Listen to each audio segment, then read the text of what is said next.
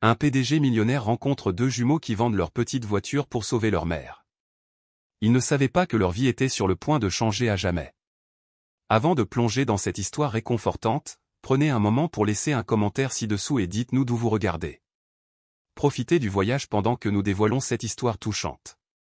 Le vent vif d'automne balayait Central Park, faisant tourbillonner les feuilles dans toutes les directions, créant une symphonie de bruissements alors qu'elle flottait devant un vieux banc patiné. Sur ce banc étaient assis deux jeunes garçons, blottis l'un contre l'autre contre le froid du petit matin. Zach et Lucas Wilson étaient des jumeaux identiques, des images miroirs l'un de l'autre à tous points de vue, même jusqu'aux taches de rousseur qui dansaient sur leur petit nez. Leurs yeux bleus étaient écarquillés avec un mélange de détermination et d'incertitude alors qu'ils étaient assis silencieusement côte à côte.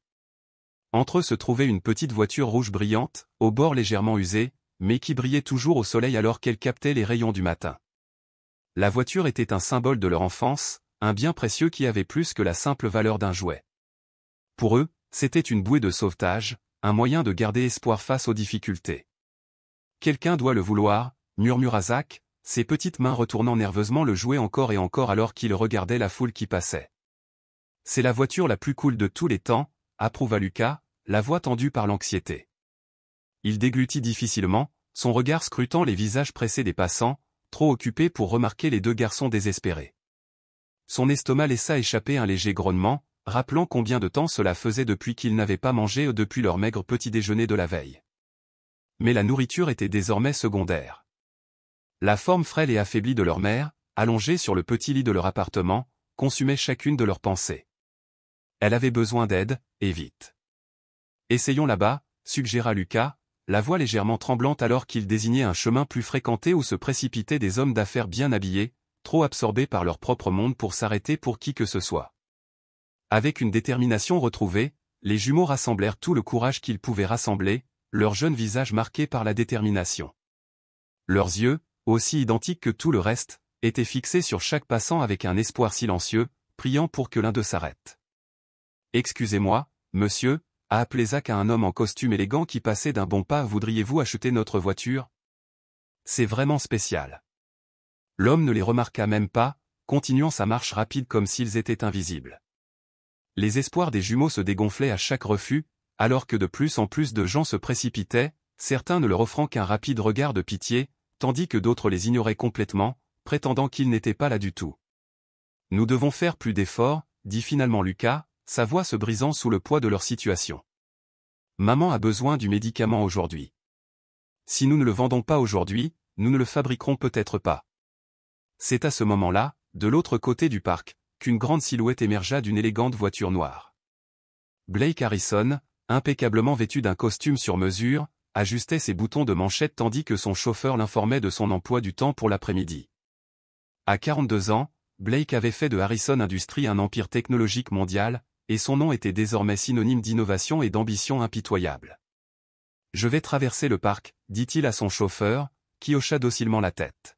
« Rendez-moi dans l'East Side dans 15 minutes. » Blake se déplaçait dans le parc avec un but déterminé, l'esprit déjà occupé par des projections trimestrielles et des décisions commerciales.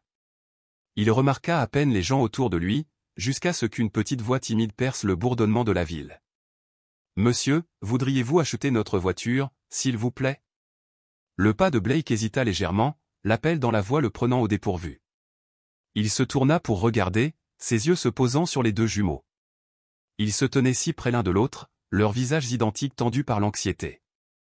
L'un d'eux leur tendit la petite voiture, la saisissant avec précaution, comme s'il s'agissait d'un trésor précieux dont ils ne pourraient pas se séparer. « Nous le vendons », a poursuivi l'un des garçons. « C'est vraiment rapide et les portes s'ouvrent même. » Blake se sentit attiré par leur sincérité. Il avait vu le désespoir sous de nombreuses formes, mais quelque chose chez ses jumeaux, la façon dont ils offraient quelque chose de si précieux, quelque chose qui signifiait clairement beaucoup pour eux, toucher une corde sensible au plus profond de lui. « Combien ? » demanda Blake, sa voix presque automatique. Les jumeaux échangèrent un regard calme, le poids de leur décision claire dans leurs yeux. « Tout ce que vous pouvez payer, » répondit doucement celui qui tenait la voiture. « Nous en avons juste besoin pour notre mère. Elle est vraiment malade. » Le regard de Blake s'attarda sur la voiture. Il était vieux, usé sur les bords, mais toujours propre et soigné, témoignage de l'amour que ces garçons lui portaient. Ils pouvaient voir les empreintes digitales de petites mains partout, preuve de l'importance de l'objet dans leur vie. Sans vraiment comprendre pourquoi, Blake se retrouva à fouiller dans son portefeuille et à en sortir plusieurs gros billets. « Tiens, dit Blake en remettant l'argent. Est-ce que cela aidera ?» Les yeux des garçons s'écarquillèrent à la vue de l'argent. C'était bien plus que ce qu'ils auraient pu espérer, plus que ce qu'ils avaient osé rêver. Zach, les doigts tremblants, plaça soigneusement la petite voiture dans la paume de Blake, ses petites mains s'attardant un instant avant de s'éloigner avec une réticence visible. « Merci, monsieur, dit Lucas, la voix tremblante d'émotion. Cela aidera beaucoup notre mère. » Blake hocha la tête, regardant les jumeaux, les yeux remplis de soulagement, serrait fermement l'argent avant de s'enfuir précipitamment. Il aurait dû reprendre sa promenade, reprendre son agenda de la journée et laisser cette rencontre sortir de son esprit. Mais quelque chose bougeait en lui, un sentiment dont il ne pouvait se débarrasser. Il regarda les garçons disparaître dans la foule, leurs têtes penchées dans une conversation urgente, leurs silhouettes identiques se fondant désormais dans la foule. « Suivez-les, dit doucement Blake à son chauffeur, se surprenant lui-même avec l'ordre. « Je veux voir où ils habitent. » La voiture commença à le suivre à une distance discrète, et Blake se retrouva à regarder la petite voiture qui reposait maintenant dans sa main. Pour la première fois depuis des années, il ressentit un étrange malaise, le sentiment que quelque chose d'important venait de se produire. Ce n'était pas seulement l'argent, c'était quelque chose de plus profond, quelque chose qu'il n'arrivait pas encore à exprimer avec des mots. Il ne croyait ni au destin ni au hasard, mais alors qu'il suivait ces deux garçons, son esprit s'emballait avec le sentiment d'un changement imminent. La voiture a suivi les jumeaux jusqu'à un immeuble délabré niché dans l'un des quartiers oubliés de la ville, sa façade écaillée contrastant fortement avec l'élégante voiture noire de Blake. Il se gara à distance, regardant les garçons disparaître à l'intérieur de la structure en ruine. Pendant un moment, il resta simplement assis là, sa main toujours agrippée à la petite voiture, sentant son poids comme si elle portait avec elle la gravité d'une promesse tacite. « Attendez ici », ordonna-t-il à son chauffeur, sortant de la voiture avant de pouvoir se remettre en question. Il se dirigea vers le bâtiment, ses chaussures claquant contre le trottoir craquelé, et entra dans la cage d'escalier malodorante. L'odeur de moisissure et de négligence flottait dans l'air, et les murs semblaient se refermer sur lui alors qu'il montait 4 étages. Il pouvait entendre le bavardage excité des enfants alors qu'il s'approchait d'une porte dont la peinture s'écaillait. Il s'arrêta un moment, puis frappa. La porte s'ouvrit juste entr'ouverte, révélant le visage aux yeux écarquillés d'un jumeau. « C'est l'homme du parc », s'exclama le garçon, la voix teintée de confusion. La porte s'ouvrit plus grand et Blake fut confronté à la vue des deux garçons debout devant lui, l'incertitude gravée sur leurs visages identiques. Derrière eux, Blake distinguait la silhouette d'une femme allongée sur un matelas, sa silhouette mince à peine visible sous la couverture. « Puis-je entrer ?» demanda Blake, son ton autoritaire habituel adouci, remplacé par une douceur qui le surprit. Après un moment d'hésitation, le garçon s'écarta, lui permettant d'entrer. À l'intérieur, l'appartement était petit mais étonnamment propre. Il n'y avait ni fioriture, ni confort, juste le strict nécessaire. Un mince matelas gisait dans un coin et le moindre bruit de respiration laborieuse remplissait la pièce. « Ma mère dort », murmura doucement l'un des jumeaux. Le regard de Blake se tourna vers Catherine Wilson, allongée sur le matelas. Sa peau était pâle, presque translucide, et elle semblait avoir du mal à respirer. Son visage, autrefois vibrant, était maintenant creux et décharné, simple ombre de la femme qu'elle avait été. Même affaiblie, elle ressemblait toujours à ses fils, même très délicat, même peau pâle. « Depuis combien de temps est-elle comme ça ?» demanda doucement Blake, s'agenouillant près du matelas. « Des semaines, » répondit Zach, ses petites épaules affaissées par l'épuisement. « Elle empire chaque jour. » Blake tendit la main et posa doucement sa main sur le bras de Catherine. Sa peau était brûlante de fièvre, son corps frêle et tremblant. « Elle a besoin d'un hôpital, » dit-il d'une voix ferme et convaincue. « Nous n'avons pas d'argent, » murmura Lucas, sa voix à peine audible. « C'est pour cela que nous vendions notre voiture. » Blake jeta un coup d'œil à la petite voiture toujours dans sa poche. La situation était claire désormais, leur mère était désespérément malade et ces garçons, dans leur amour innocent mais profond, avaient sacrifié leur bien le plus précieux dans l'espoir de la sauver. Quelque chose en Blake bougea et, pour la première fois depuis des années, il ressentit l'appel de quelque chose au-delà des affaires et des profits. « Je m'en occupe », dit-il fermement, une promesse qui avait plus de poids que n'importe quelle transaction qu'il avait jamais faite dans la salle du conseil d'administration. Les jumeaux échangèrent un regard, les yeux remplis d'incrédulité. « Comment allons-nous un jour vous rembourser ?» demanda Zach, tenant toujours l'argent qu'ils avaient gagné. La réponse de Blake était simple. « Tu n'es pas obligé. » L'expression de Blake s'adoucit de façon inattendue, comme si quelque chose en lui avait changé en un instant. « Tu m'as vendu ta voiture, tu te souviens ? Maintenant c'est à mon tour de t'aider, dit-il avec une douce assurance, sa voix étonnamment chaleureuse. Avant qu'aucun d'eux ne puisse répondre, Blake bougea rapidement, soulevant Catherine dans ses bras avec une tendresse prudente. Elle marmonna quelque chose d'incohérent, trop faible pour protester, son corps frêle reposant impuissant contre lui. Les jumeaux, le visage rempli d'inquiétude, les suivirent de près tandis que Blake transportait leur mère dans les escaliers et vers sa voiture qui les attendait. « Où allons-nous » demanda Lucas, sa voix à peine murmurée alors qu'il tenait fermement la main molle de sa mère, ne voulant pas la lâcher. « Nous nous adressons à des personnes qui peuvent l'aider, » répondit Blake, d'un ton ferme alors qu'il sortait son téléphone et commençait à composer, déjà concentré sur ce qui devait être fait. Alors que la voiture s'éloignait du trottoir, Blake ne pouvait s'empêcher de se demander ce qui l'avait poussé à s'impliquer autant. Pendant des années, il avait construit une vie entourée de murs, concentré sur son empire, déconnecté de tout ce qui pouvait entraîner une vulnérabilité émotionnelle. Pourtant, quelque chose chez ses jumeaux et dans la situation désespérée dans laquelle ils se trouvaient avait brisé ses défenses. Blake jeta un coup d'œil à leurs visages anxieux sur la banquette arrière. Il réalisa, avec une soudaine clarté, que son existence soigneusement isolée venait de devenir irrévocablement liée à la leur. Il n'y avait plus aucun retour en arrière désormais. Les portes des urgences s'ouvrirent et Blake entra résolument à l'intérieur, Catherine toujours dans ses bras, tandis que les jumeaux le suivaient nerveusement. La présence imposante de Blake a immédiatement mis fin à la bureaucratie habituelle et, quelques minutes plus tard, les médecins étaient aux côtés de Catherine, les infirmières guidant les garçons vers des chaises voisines pour attendre.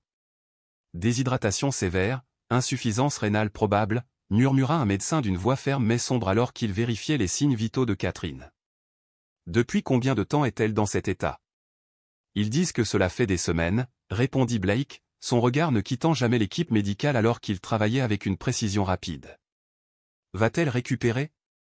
L'expression du médecin restait neutre, son professionnalisme inébranlable. Elle a besoin d'un traitement immédiat. Êtes-vous de la famille ? Blake n'hésita qu'un instant, sentant le poids de la question. Ensuite, sa réponse est venue sans hésitation. Oui, répondit-il fermement, se surprenant lui-même par la certitude de sa voix.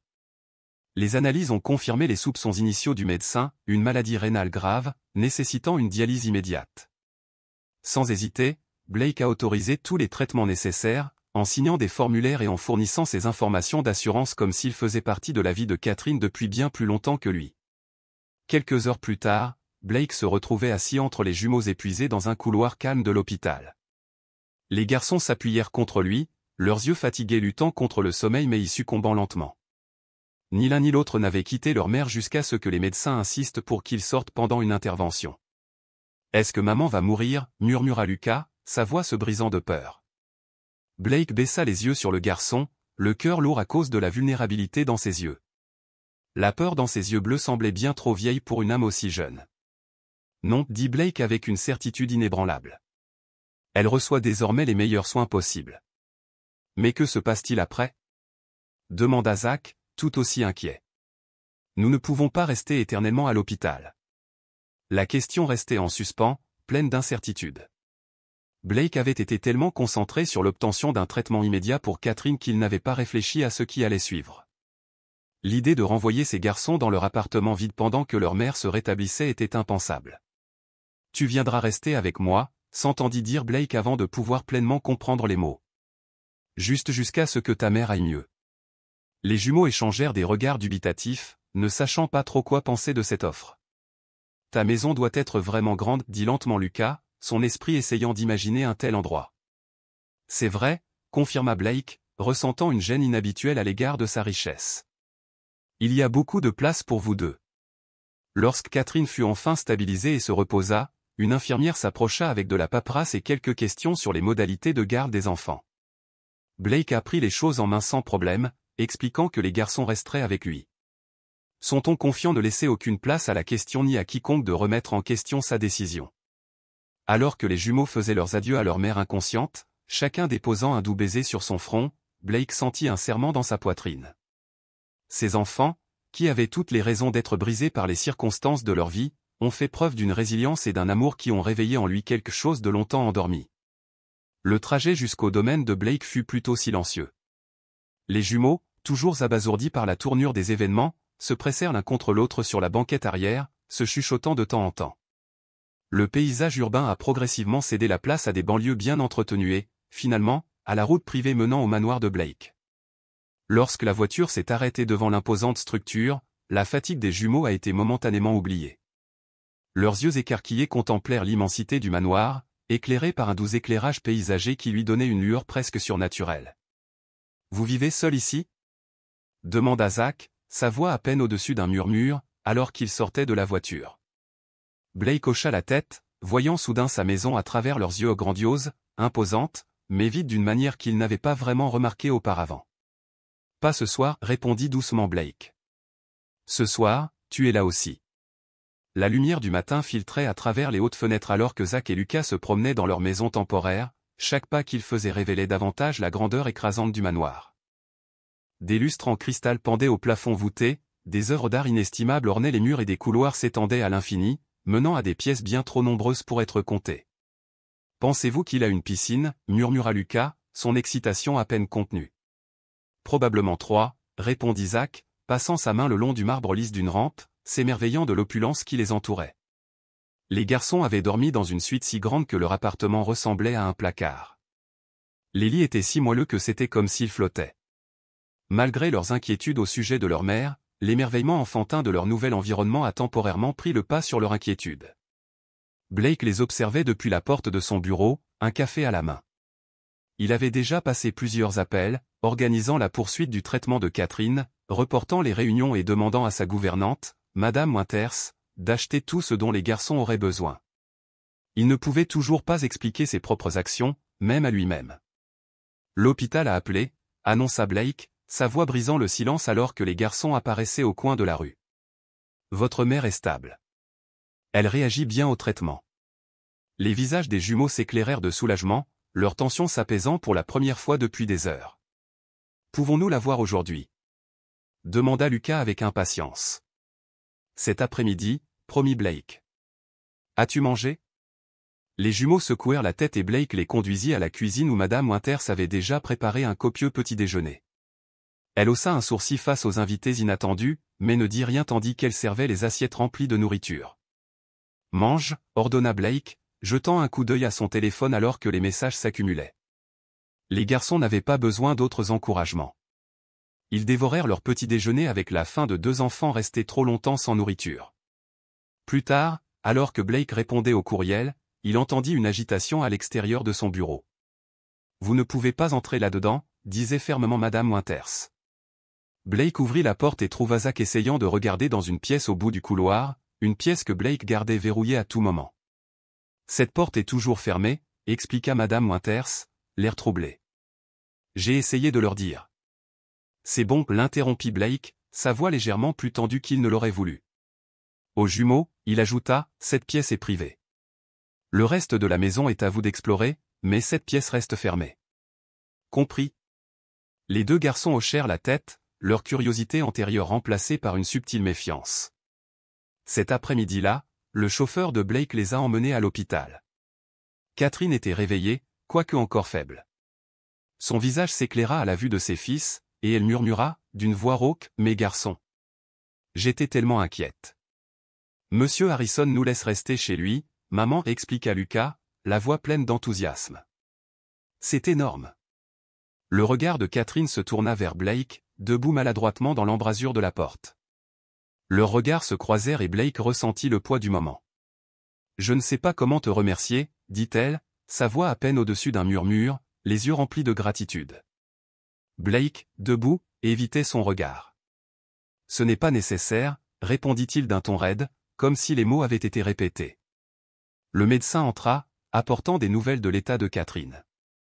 Il expliqua les choses avec des termes simples pour que les jumeaux puissent comprendre, sa voix calme et rassurante.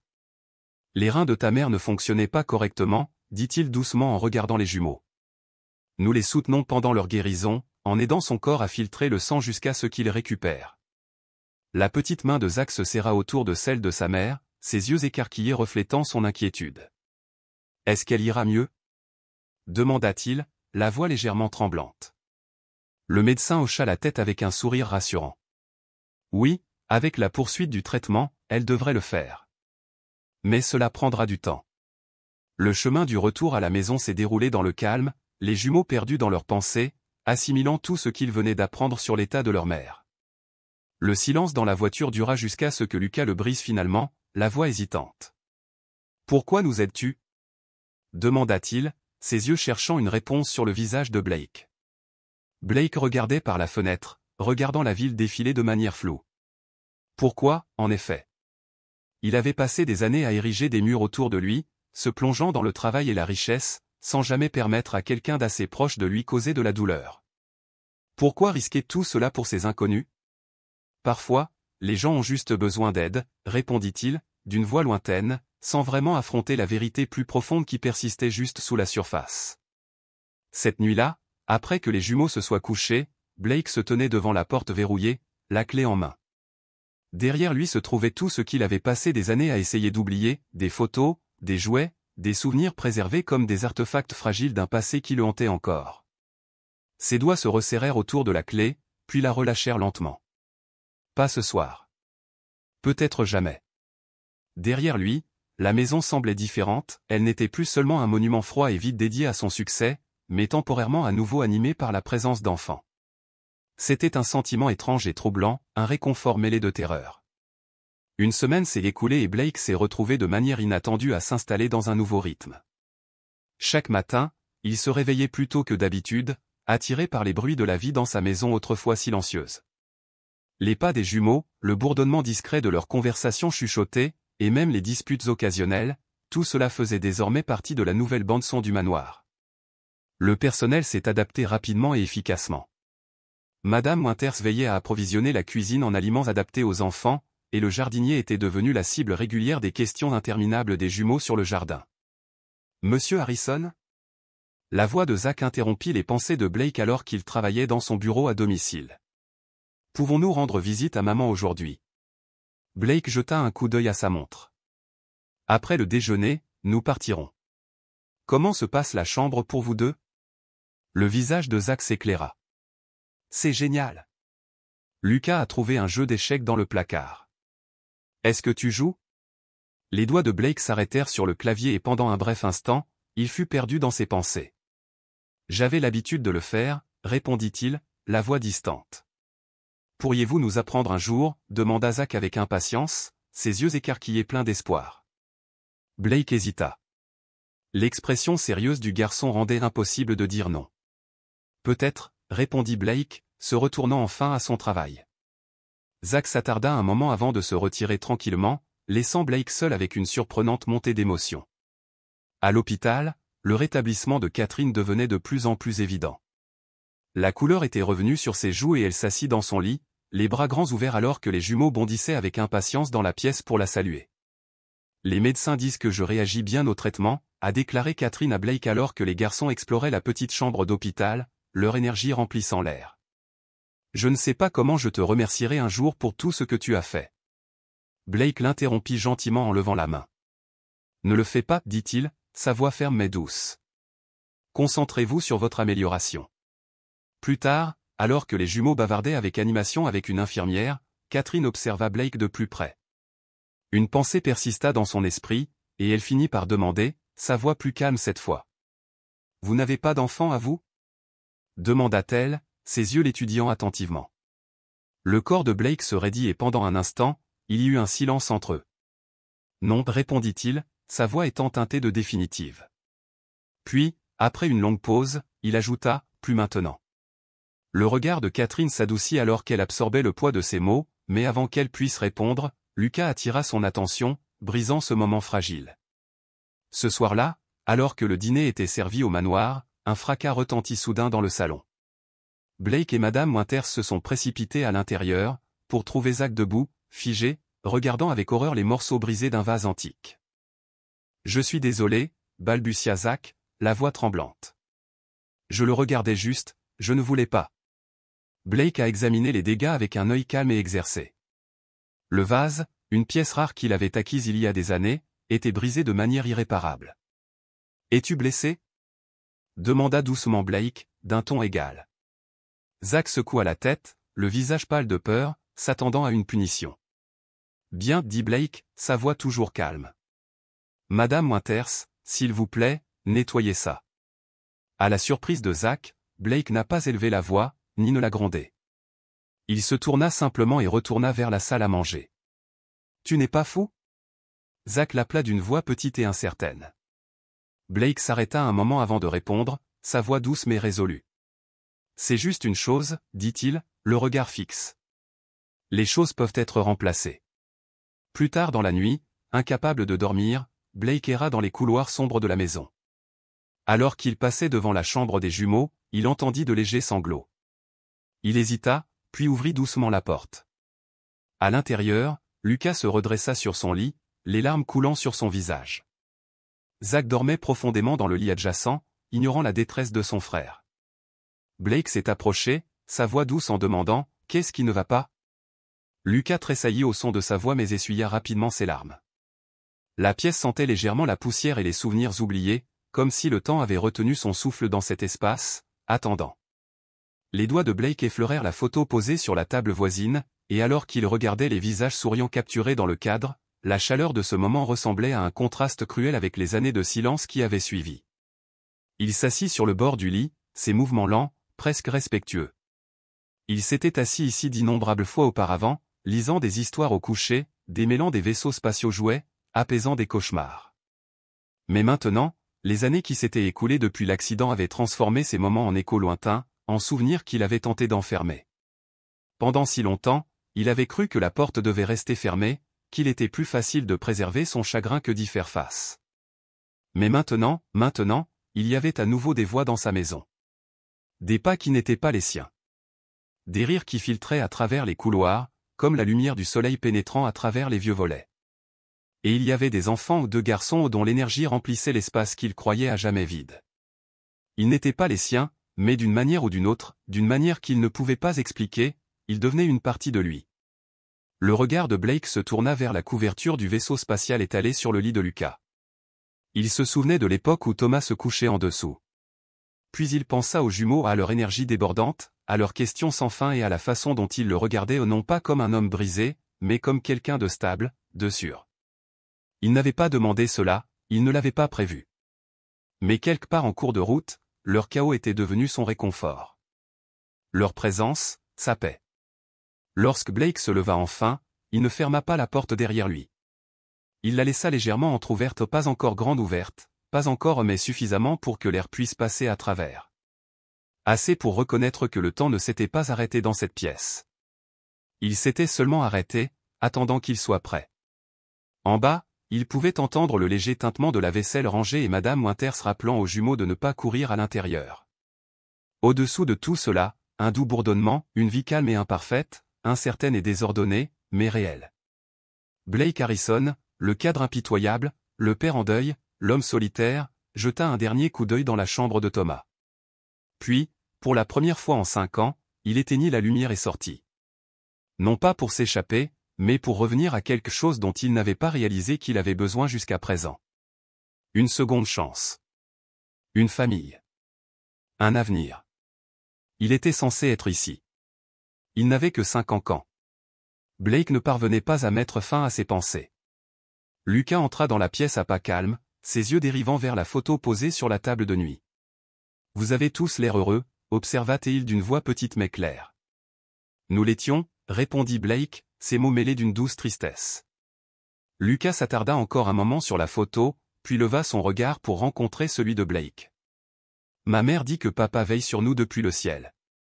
Peut-être que Thomas veille sur toi aussi. » La certitude innocente dans la voix de Lucas transperça le cœur de Blake, dénouant un nœud de chagrin qu'il pensait avoir étroitement lié des années auparavant. Il se laissa tomber sur le bord du lit, le poids des vieilles émotions pesant sur lui. « Il me manque », murmura Blake, les mots s'échappant à peine de ses lèvres. « Tous les jours », murmura Lucas avec sympathie, sa voix pleine de compréhension calme. « Notre père nous manque aussi. » Il s'assit à côté de Blake, sa présence chaleureuse et stable. Maman dit que c'est bien d'être triste parfois, mais nous ne devrions pas oublier d'être heureux aussi. Depuis la porte, il y eut un léger halètement. Zach se tenait là, son visage pâle montrant encore des traces de sa récente maladie, mais ses yeux étaient écarquillés, attirés par la pièce qui était interdite. Catherine apparut derrière lui, son visage s'adoucissant alors qu'elle observait la scène. « Les garçons, venez, dit-elle doucement, d'un ton tendre mais ferme. C'est privé. Tout va bien, dit Blake avant de pouvoir s'en empêcher. Ils peuvent entrer. Zach s'approcha lentement, son regard prudent mais curieux, alors qu'il examinait la pièce avec révérence. Cool lampe spatiale, commenta-t-il en désignant la veilleuse en forme de fusée qui se trouvait toujours près du lit. Thomas avait peur du noir, a déclaré Blake, se surprenant lui-même par la facilité avec laquelle les mots coulaient désormais. Nous lui avons acheté ça pour son 5e anniversaire. Catherine resta dans l'embrasure de la porte, sa présence silencieuse mais toujours vigilante, tandis que Blake commençait à montrer aux jumeaux certains des jouets et livres préférés de Thomas. Chaque objet était un morceau tangible d'un passé qu'il avait tenté d'enterrer, mais à mesure qu'il les partageait, la douleur était moins suffocante. Les histoires et les souvenirs revenaient en force, non pas comme une tempête, mais comme une douce marée, toujours mais puissante. La pièce était remplie à la fois de joie et de chagrin, mais Blake ressentit quelque chose d'inattendu, un sentiment de guérison. Plus tard dans la soirée, après que les jumeaux eurent été mis au lit, Catherine trouva Blake toujours assis dans la chambre de Thomas, perdu dans une paisible contemplation. « Je suis désolé qu'il soit intervenu, dit-elle doucement, sa voix comportant une pointe d'excuse. Ils sont naturellement curieux. Ne le sois pas, répondit Blake, le regard toujours lointain. Il était temps d'ouvrir cette porte. Catherine s'appuya contre l'encadrement de la porte, l'observant avec une compréhension tranquille. C'est une belle chambre. Ce devait être un merveilleux petit garçon. Blake hocha la tête, les yeux toujours fixés sur l'espace chargé de souvenirs. Il l'était, dit-il, la voix rauque d'émotion. Il leva les yeux vers elle, le poids d'années de culpabilité s'écrasant finalement sur lui. L'accident était de ma faute. Je conduisais. Un camion a grillé un feu rouge. J'ai survécu, eux non. Catherine s'approcha et s'assit à côté de lui, sa présence stable et réconfortante. C'est pour ça que tu t'es tenu à l'écart toutes ces années, dit-elle doucement, les mots perçant le silence. Vous vous punissez. Blake était sans voix, sa perspicacité le laissant à vif, exposé. La culpabilité du survivant est un lourd fardeau, a-t-elle poursuivi, d'une voix douce mais ferme. Mais vivre une demi-vie n'honore pas leur mémoire. Blake croisa son regard, ses mots touchant une corde sensible au plus profond de lui. Pour la première fois depuis des années, il se sentait non pas comme un puissant PDG, mais comme un homme brisé, luttant sous le poids de son propre passé. Je ne sais pas comment m'arrêter, a-t-il avoué, la voix à peine audible. Catherine posa sa main sur la sienne, son contact chaleureux et rassurant. Peut-être que tu as déjà commencé. Avec l'arrivée du printemps, le domaine et les habitants ont commencé à se transformer. Le jardin que Blake avait méticuleusement entretenu, mais dont il jouissait rarement, était désormais un sanctuaire pour les jumeaux, un lieu où ils exploraient et jouaient quotidiennement. La santé de Catherine s'est également améliorée régulièrement. La couleur revint progressivement sur son visage et ses forces semblaient se reconstruire chaque jour qui passait. Mais la transformation la plus remarquable fut peut-être Blake lui-même. Ces changements étaient subtils, à peine perceptibles pour un étranger, mais Catherine les surveillait de près. Elle vit comment sa posture autrefois raide s'adoucit lorsque les garçons entrèrent dans une pièce, comment les lignes sévères de son visage se détendirent parfois en un véritable sourire. Puis vint un samedi où Blake fit quelque chose d'inattendu. Il annule sa séance de travail habituelle et propose à tous d'aller au muséum d'histoire naturelle de la ville. Vraiment ? S'exclama Zach, sa voix pleine d'incrédulité alors qu'il faillit laisser tomber sa cuillère de surprise. L'exposition sur les dinosaures vient d'ouvrir, dit Blake avec désinvolture, comme si les sorties en famille étaient monnaie courante pour lui. À moins que tu préfères faire autre chose. Les dinosaures sont parfaits. Lucas accepta avec enthousiasme, les yeux écarquillés d'excitation. Catherine observa cet échange avec un étonnement discret. « Es-tu sûr, Blake ?» demanda-t-elle doucement. « Vous travaillez habituellement le samedi. » Blake se tourna vers elle, leurs yeux se croisant pour un bref instant de compréhension commune. « Le travail peut attendre, a-t-il déclaré, ces mots ayant un poids que seul quelqu'un comme Blake pouvait pleinement comprendre. Pour un homme qui a construit sa vie autour de son entreprise, cette petite décision marque un changement important. La visite au musée a été un tournant. Pour la première fois, il s'aventurait en famille, au-delà des rendez-vous médicaux et des visites à l'hôpital. En traversant le musée, les gens les remarquaient. Le célèbre PDG, normalement entouré d'associés et de conseillers, parcourait désormais les expositions avec une femme et des jumeaux. Blake, qui était généralement très conscient de la perception du public, semblait ignorer les regards curieux. « Écoutez, monsieur Blake !» cria Zach, pointant avec enthousiasme l'énorme squelette du T-Rex. « Celui-ci est encore plus grand que le modèle de votre bibliothèque. » Blake ne put s'empêcher de sourire, pris par l'excitation du moment. Il a répondu à leurs questions interminables sur les dinosaures, en s'appuyant sur les connaissances qu'il avait autrefois partagées avec Thomas, qui avait adoré ces créatures. Lorsque Lucas lui prit la main pour l'entraîner vers la prochaine exposition, Blake ne recula pas. Il n'a pas hésité. Il a simplement suivi, la connexion physique lui paraissant naturelle, voire réconfortante, ou une acceptation instinctive du toucher qui aurait semblé impossible quelques mois plus tôt. Catherine était assise sur un banc à proximité, observant le trio. Un flot d'émotions l'envahit, de la fierté, de l'étonnement, quelque chose de plus profond qu'elle ne parvenait pas à situer. Blake s'était transformé. Il n'était plus seulement le PDG intimidant, c'était un homme qui se souciait vraiment de ses fils, qui s'était ouvert à la possibilité d'une connexion malgré son passé. La réalisation la plus troublante pour Catherine n'était pas qu'elle était reconnaissante de sa présence, mais qu'elle commençait à prendre soin de lui d'une manière qui allait au-delà de la simple gratitude. « Glace ?»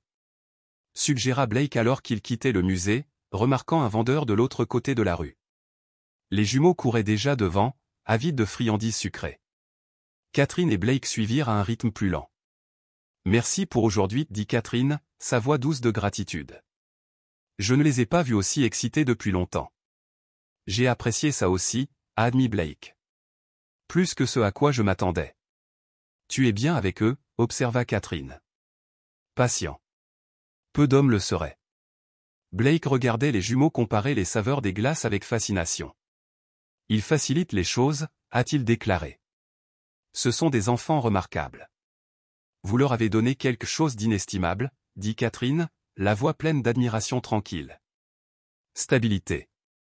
Sécurité. Une présence masculine en laquelle ils peuvent avoir confiance. » Blake se tourna vers elle, l'air sérieux. « Catherine, à propos de ce que tu as dit la semaine dernière, à propos de la recherche d'un appartement. » Blake l'interrompit gentiment, « Nous ne pouvons pas rester éternellement dans ton monde. Tu as déjà fait plus que ce à quoi on pourrait s'attendre. Et si je veux que tu restes ?» Les mots restaient entre eux, lourds d'implications tacites. Catherine fit une pause, son cœur battant à tout rompre tandis qu'elle prenait en compte le poids de ce qu'il avait dit. Avant qu'elle ait pu répondre, les jumeaux revinrent, tenant fièrement leur cornet de glace. « Monsieur Blake, pouvons-nous aller au parc le week-end prochain ?» demanda Lucas avec impatience. « Peut-être, » répondit Blake en jetant un coup d'œil à Catherine. « Nous verrons. » Ce soir-là, alors que les jumeaux racontaient avec enthousiasme leur aventure au musée à Madame Winters, Blake trouva Catherine debout dans la chambre de Thomas. Elle regardait une maquette d'avion suspendue au plafond, perdue dans ses pensées. « Avant, je pensais que partir était la bonne chose, » dit-elle doucement, sans se tourner vers lui. « Pour vous. Pour nous. Une rupture nette avant que quiconque ne s'attache trop. » Elle se tourna finalement et croisa son regard.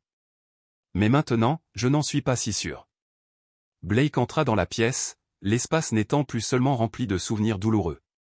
Il s'était transformé, tout comme lui. C'était un endroit désormais rempli de quelque chose de nouveau, quelque chose qu'il n'avait pas osé espérer, une possibilité. « Alors ne pars pas, » dit-il, d'une voix simple mais portant le poids de son cœur. Il resta debout un moment, regardant les jumeaux dormir, leur douce respiration montant et descendant à un rythme parfait. La veilleuse projetait une douce lueur dans la pièce, illuminant les jouets et les livres éparpillés, vestiges d'une journée joyeuse. Blake s'attarda, ne voulant pas perturber la magie paisible du moment. De retour dans la chambre, Catherine se brossait les cheveux près de la fenêtre. Son reflet semblait se confondre avec le jardin extérieur éclairé par la lune, une toile de fond sereine et tranquille. Elle se tourna lorsque Blake entra, lui offrant un doux sourire endormi. « Ils sont tellement heureux, » murmura-t-elle. « Ils m'ont donné plus que je ne pourrais jamais leur donner, » répondit Blake, ses bras glissant autour d'elle par derrière. Vous l'avez tous les trois. Catherine se pencha vers lui, ses doigts s'entrelaçant avec les siens. Tu as changé, Blake, murmura-t-elle. Pas seulement à l'extérieur. Vous êtes plus doux, plus libre. Plus heureux. Blake hocha lentement la tête, sa voix remplie d'une vérité tranquille. Parce que pour la première fois depuis longtemps, je ne me contente pas de survivre. Je vis. Avec toi. Avec eux. Il s'arrêta, son menton posé sur son épaule. Pensez-vous qu'ils se souviendront de tout cela quand ils seront grands? Ils se souviendront de tout, dit doucement Catherine. Le jardin, la tortue, le lac, les rires. Ils se souviendront d'avoir été aimés. Et c'est ce qui compte le plus. Ils restèrent longtemps ensemble, enveloppés dans le confort de la présence l'un de l'autre, alors que la nuit se poursuivait dehors. Entre les murs de leur domaine autrefois solitaire, quelque chose de nouveau se développait, quelque chose construit non pas sur l'héritage ou la richesse, mais sur la seconde chance, la guérison et le magnifique chaos familial. Blake l'embrassa doucement sur la tempe, sa voix pleine de détermination tranquille. Rendons cette vie inoubliable. Catherine se tourna complètement vers lui, son expression tendre. Nous le sommes déjà. Et sous la douce lueur de la lune, leur cœur, autrefois brisé, maintenant entier, battent en parfaite harmonie, entourés d'amour, de rire et de promesses d'éternité.